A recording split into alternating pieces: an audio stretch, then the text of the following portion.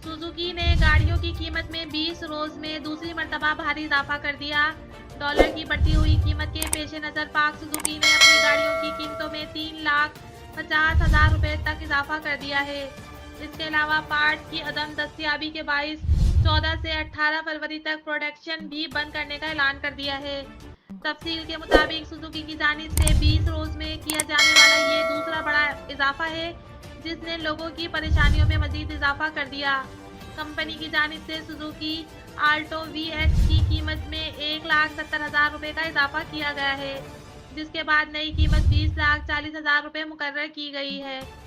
जबकि Alto XR की कीमत में 2,03,000, आल्टो VXR AGS की कीमत में 2,20,000 रुपये बढ़ा दी गई है, जिसके बाद इनकी नई कीमतें 33,60,000, 25,30,000 रुपये हो गई है।